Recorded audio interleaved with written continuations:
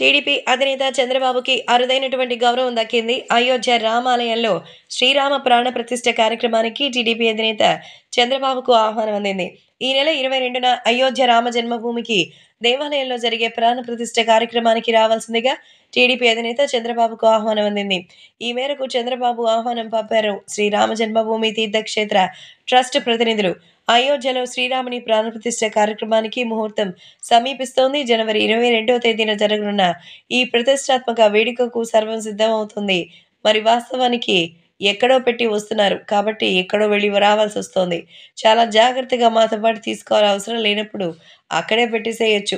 రామ మందిర ప్రారంభోత్సవానికి హాజరు కావాలంటూ ట్రస్ట్ సభ్యులు ఇప్పటికే పలువురు సినీ, రాజకీయ, క్రీడా ప్రముఖులకు ఆహ్వానం అందించారు.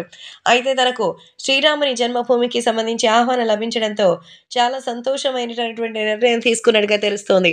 సో శ్రీరామునికి బంగారపు కిరీటాన్ని తయారు చేస్తున్నారట మన చంద్రబాబు నాయుడు. సో రామునికి సంబంధించినటువంటి ఆ బంగారపు కిరీటం ఖరీదు ఎంతైనా పర్వాలేదు, కానీ ఆ రామునికి సంబంధించినటువంటి కాస్త వివరాలు ఇస్తే ఖచ్చితంగా తీసుకోవడానికి అయితే ఎంతకు మించి ఎదురు చూడమంటూ చెబుతున్నట్టుగా అయితే సమాచారం. కాబట్టి సోషల్ మీడియాలో సైతం మన చంద్రబాబు చేస్తున్న ఈ విషయం తెలుసుకుని అందరూ ఆశ్చర్యపోతున్నారు. శ్రీరాముని జన్మభూమి సందర్భంగా ప్రాణ ప్రతిష్ఠను చేపడుతున్నారు. అందులో ఆహ్వానం చంద్రబాబుకు లభించడమే గౌరవం అనుకుంటే తన మీద పడినటువంటి నిందలన్నీ తొలగిపోయి మళ్ళీ కూడా తిరిగి మరి ఎంతో గౌరవంగా బయటకు రావాలని కోరుకుంటూ శ్రీరామచంద్రమూర్తికి మకుటాన్ని ప్రసాదించబోతున్నారట మన చంద్రబాబు నాయుడు.